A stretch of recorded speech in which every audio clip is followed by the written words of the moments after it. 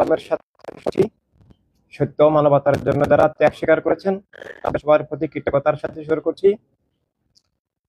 প্রিয় সাংবাদিক ভাই বোনদেরকে ইনসানি বিপ্লবের কেন্দ্রীয় অফিসে স্বাগতম। আজকের এই সংবাদ সম্মেলন খুবই জনগুরুত্বপূর্ণ একটা বিষয় নিয়ে, যেটার সাথে দেশের সমস্ত মানুষ জড়িত। এর আগে কিছু নতুন সংবাদ দিতে এসেছেন। ইনসানিয়াত বিপ্লব, হিউম্যানিটি রেভলিউশন, অনেকে এটাকে ধর্মীয় সংগঠন মনে করেন। এটা কোনো ধর্মীয় সংগঠন নয়, এটা প্রচলিত রাজনীতির যে দুই ধারা তারও বিপরীত সংগঠন। বর্তমান সময়ে দুইটা রাজনীতি পৃথিবীতে চালু আছে, একটা হচ্ছে ধর্মের নামে রাজনীতি, আর একটা হচ্ছে জাতীয়তাবাদী রাজনীতি। এর আগে সমাজতান্ত্রিক রাজনীতি ছিল, যেটা এখন খুব একটা কার্যকর নেই।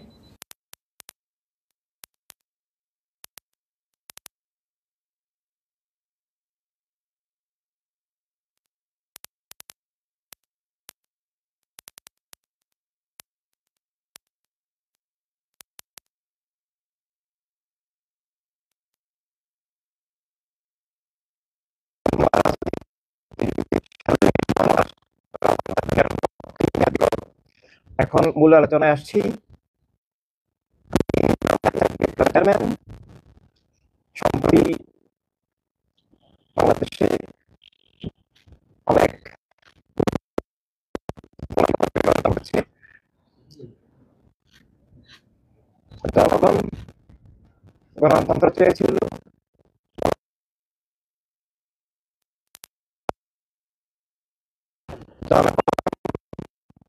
রাষ্ট্র চেয়েছিল, জনগণ দলীয়করণ থেকে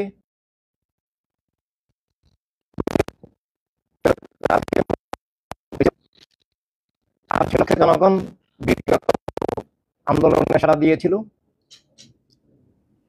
কিন্তু সরকার পতনের পর আমরা দেখলাম যে জনগণের যে প্রত্যাশা, যে লক্ষ্যে জনগণ আন্দোলনে এগিয়ে এসেছিল, সেই লক্ষ্যের বিপরীতে দেশকে আবার ধর্মের নামে অধর্ম, উগ্রবাদী, জঙ্গিবাদী, হিংস্র পাশবতার দিকে, অরাজকতার দিকে ঠেলে দেওয়া হচ্ছে।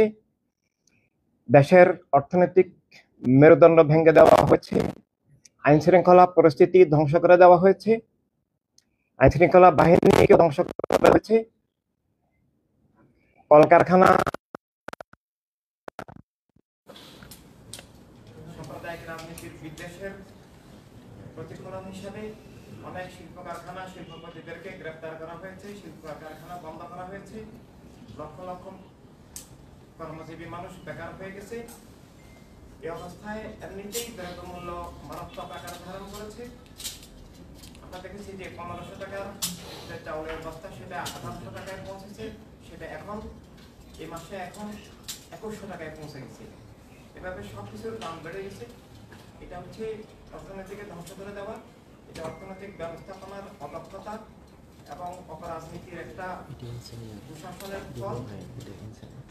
আর এই অবস্থার মধ্যে আমরা দেখছি নতুন করে প্রায় 90টা পণ্যের উপরে ভ্যাট ট্যাক্স আরোপ করা হলো। এটা আগুনে কেরোসিন ঢালার মতো ব্যাপার।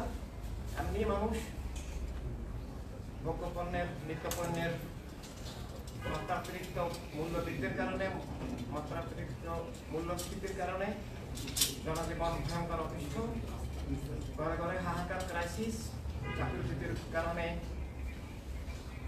মানুষের ঘরে পরিবারে মারাত্মক হাহাকার, লক্ষ লক্ষ পরিবার ধ্বংসের মুখে।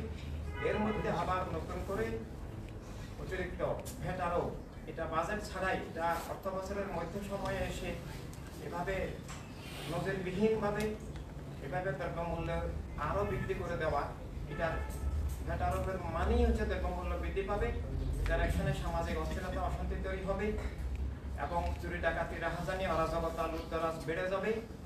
এটা একটা জনগণের বিরুদ্ধে একটা মারাত্মক দুঃখের মতো। এই অবস্থায় আমরা ইনসানিয়াত বিপ্লব বলতে চাই যে এই ভ্যাট, এই ট্যাক্স আরোপ সম্পূর্ণ অন্যায়, বরং অর্থনৈতিক সুব্যবস্থার মাধ্যমে দ্রব্যমূল্য কমানোর চেষ্টা করতে হবে। সরকারের যে অর্থনীতি বিরোধী পদক্ষেপের কারণে বিনিয়োগ বন্ধ হয়ে গেছে। বিনিয়োগ বাড়াতে হবে, সম্পদের প্রবাহ বাড়াতে হবে, অর্থনৈতিক প্রবাহ বাড়াতে হবে, কর্মসংস্থান তৈরি করতে হবে। সেটা না করে তারা উল্টা বিপরীত পথে চলছেন। একদিকে তারা জনগণের উপর ভ্যাট ট্যাক্স আরোপ করছেন, অপরদিকে তাদের নিজেদের ট্যাক্স মওকুফ করছেন। গ্রামীণ ব্যাংকের প্রধান উপদেষ্টার তাদের যে ব্যাংক, তাদের যে প্রতিষ্ঠান, সেখানে তারা যেগুলো জনগণের হক, রাষ্ট্রের হক প্রাপ্য, সেগুলো যেমন মওকুফ করে দিচ্ছেন, অপরদিকে অগ্রিম 5 বছরের ট্যাক্স আবার মওকুফ করে নিয়েছেন। আবার উল্টা জনগণের উপরে অতিরিক্ত ভ্যাট ট্যাক্স আরোপ করে জনগণকে অর্থনৈতিকভাবে, সামাজিকভাবে ধ্বংসের দিকে ঠেলে দিচ্ছেন। এটা একটা জনবিরোধী, গণবিরোধী পদক্ষেপ। এটা কোনো উপায়ে মানা যায় না। এমনিতেই জনজীবন অতিষ্ঠ, নিরাপত্তা নাই, অর্থনৈতিক ধ্বংস, মারাত্মকভাবে বেকার সমস্যা দেখা দিচ্ছে। এটার কারণে সামাজিক অস্থিরতা, অশান্তি, চুরি ডাকাতি বেড়ে গেছে। এই অবস্থায় নতুন করে ভ্যাট আরোপ করারও এগুলো প্রত্যাহার করতে হবে। এগুলো কোনো মতে মেনে নেওয়া যায় না। জনগণ বিক্ষুব্ধ। জনগণের পক্ষ থেকে আমরা ইনসানিয়াত বিপ্লব, হিউম্যানিটি রেভলিউশন, আমাদের প্রিয় সাংবাদিকদের মাধ্যমে আমরা সরকারের কাছে তুলে ধরতে চাই যে অবিলম্বে ভ্যাট, অতিরিক্ত ভ্যাট ট্যাক্স প্রত্যাহার করতে হবে এবং দ্রব্যমূল্য কমিয়ে আনতে হবে।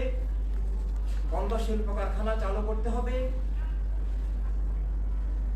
যারা আজকে শিল্প কারখানা বন্ধ করার কারণে বেকার হয়ে গেছেন, তাদেরকে অবশ্যই আবার পুনর্বাসন করতে হবে। আর যদি ভ্যাট ট্যাক্স এটা প্রত্যাহার করা না হয়, আমরা ইনসানিয়াত বিপ্লব এই সপ্তাহের মধ্যেই আরো অনেক কঠোর পদক্ষেপ নিতে বাধ্য হব। সাংবাদিক ভাই ব্যক্তিবৃন্দ, এছাড়াও ভ্যাট ট্যাক্স আরোপ, দ্রব্যমূল্যের দিক ছাড়াও আরো বহু দিক থেকে জনগণের উপর নিপীড়ন চলছে। আমরা এই কয়েকদিনের মধ্যেও দেখলাম যে পাহাড়ি ছাত্রদের যে দাবি দেওয়ার আন্দোলন, সেখানে কি মারাত্মকভাবে হামলা করা হলো। পুলিশ নিষ্ক্রিয় হয়ে আছে, লাঠির মধ্যে পতাকা বেঁধে এভাবে ভাই বোনদের উপরে, ছাত্রছাত্রীদের উপরে বিভিন্ন রকমের পাশবিক হামলা, গুন্ডামি, এগুলো অবশ্যই আমাদেরকে প্রতিবাদ করতে হবে। এগুলো যারা করছে, আমরা তাদের মধ্যে দেখতে পাচ্ছি যে সাম্প্রদায়িক রাজনৈতিক দলের বিভিন্ন শাখাগুলো কাজ করছে। এটা একেবারেই অগ্রহণযোগ্য। এটা দেশ ধ্বংসাত্মক, এটা গণতন্ত্র ধ্বংসাত্মক, এটা ভবিষ্যতের জন্য খুবই ভয়ঙ্কর। দেশকে অরাজকতার দিকে ঠেলে দেওয়া হচ্ছে।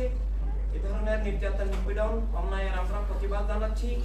এবং অপর দিক থেকে আরেকটা বিষয় খুবই আমাদেরকে খেয়াল রাখতে হবে যে দেশের অর্থনীতি